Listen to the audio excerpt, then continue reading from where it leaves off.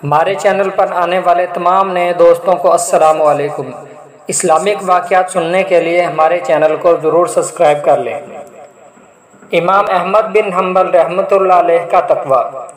ایک مرتبہ امام احمد بن حنبل کے گھر میں آٹا گوندتے وقت خمیر آٹے کی ضرورت درپیش آئی تو ان کے بیٹے حضرت عبداللہ رحمۃ اللہ علیہ کے گھر سے خمیر آٹا لایا گیا۔ جب روٹی پک گئی تو امام احمد بن حنبل کو بذریعہ کشف معلوم ہوا کہ روٹی مشتبہ ہے۔ چنانچہ اپنے گھر والوں سے دریافت فرمایا تو گھر والوں نے سارا قصہ سنا دیا۔ امام احمد بن حنبل نے روٹی کھانے سے انکار کر دیا اور نہ کھانے کی وجہ بیان فرمائی کہ میرا بیٹا قاضی ہے جسے بیت المال سے وظیفہ ملتا ہے۔ امام احمد بن حنبل کی رائے میں سرکاری خزانے کا مال مشکوک تھا، اس لیے اس کا حلال ہونا یقینی نہیں تھا، اور ایسے مال کا کھانا اور استعمال کرنا اگرچہ عام لوگوں کے لیے جائز ہے، لیکن امام احمد بن حنبل جیسے عظیم المرتبہ لوگ اس سے پرہیز کرتے تھے۔ چنانچہ ان کے بیٹے حضرت عبداللہ نہایت متقی اور صالح انسان تھے۔ تقوی کا یہ عالم تھا کہ رات کو اپنے گھر میں سونے کی بجائے والد محترم کے گھر کے دروازے کے قریب لیٹے رہتے کہ شاید والد محترم کو کسی وقت میری ضرورت پڑے۔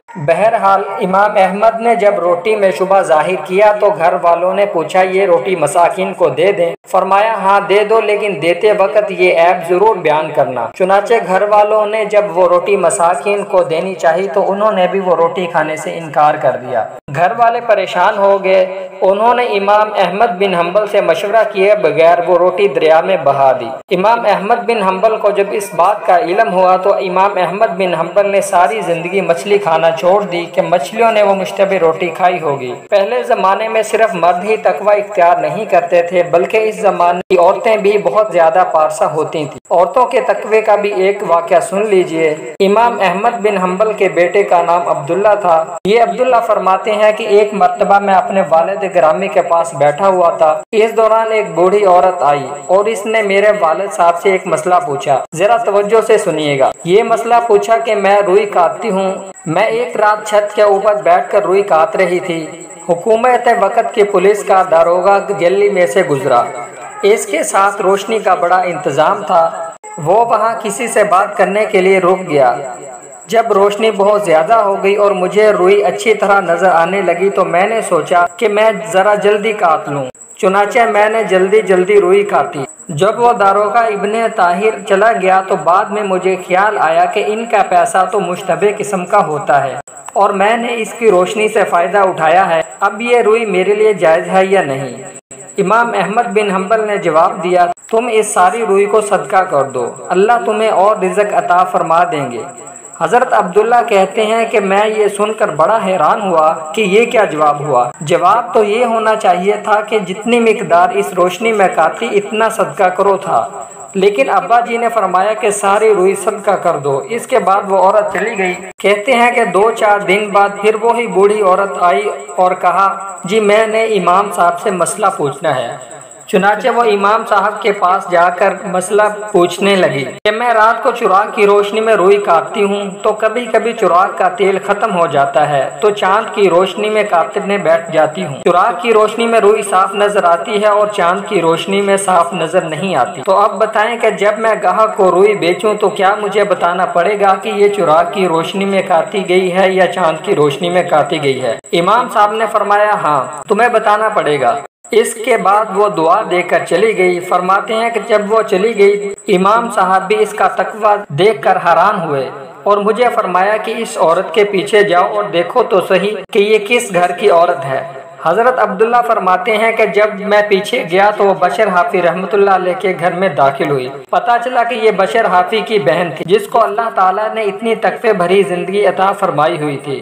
اس وقت کی عورتیں بھی حرام اور مشتبہ چیزوں سے اتنا بچتی تھیں، قیامت کے دن تو یہ عورتیں بھی ہم سے آگے بڑھ جائیں گی۔ امام احمد بن حنبل کہتے ہیں ایک بار راہ چلتے ہوئے میں نے دیکھا ایک ڈاکو لوگوں کو لوٹ رہا ہے۔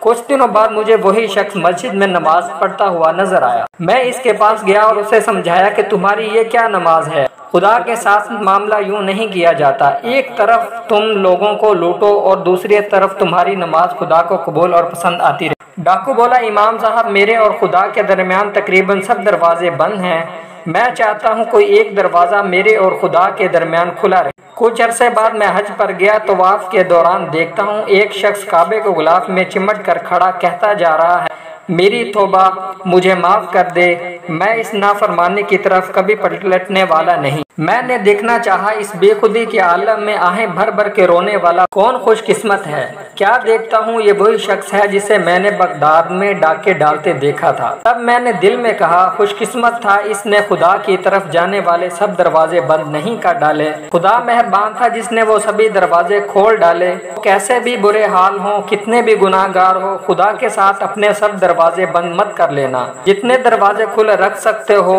انہیں کھلا رکھنے کے لیے شیطان کے مقابلے پر مسلسل زور مارتے رہنا اور کبھی ہار مت ماننا۔ کوئی ایک بھی دروازہ یہاں کھلا مل گیا تو کچھ بعید نہیں وہ سب دروازے بھی کھل جائیں جن کے بارے میں تمہیں بھی آس نہ تھی کہ خدا کی جانب سفر میں ان سب خوبصورت راہوں سے تمہارا کبھی گزر ہوگا۔ القرآن سورہ زمر۔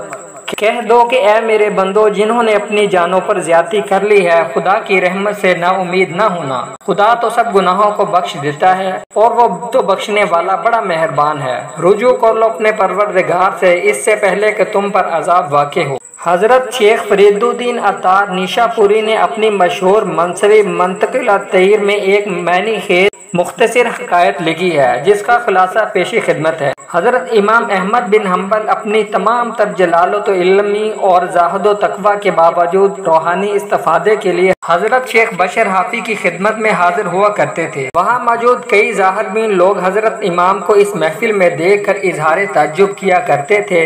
ایک بار کسی شخص نے حضرت امام صاحب سے کہا کہ آپ جیسی عالم و فاضل اور امام وقت ہستی کی بشر حافی جیسے نیم خواندہ درویش کی محفل میں ایسی نیاز مندانہ حاضروں کی کوئی وجہ سمجھ نہیں آتی، آپ کو اس کی کیا ضرورت ہے؟ حضرت امام نے بے ساختہ فرمایا، میں نے سنت و حدیث کا علم حاصل کرنے میں بہت محنت کی ہے اور اللہ تعالیٰ کی توفیق سے اس میں بہت کامیاب ہوا ہوں۔ سنت و حدیث کے علوم و فنون میں بشر حافی مجھ سے بہت پیچھے ہیں، لیکن میں جانتا ہوں کہ خدا شناسی کے علم میں یہ درویش مجھ سے کہیں زیادہ آگے ہے۔ میں خدا شناسی سیکھنے اس درویش کی بارگاہ میں آیا کرتا ہوں۔ اگر آپ کو ہماری یہ ویڈیو پسند آئی ہے تو اس کو لائک اور شیئر کر کے صدقہ جاریہ کریں۔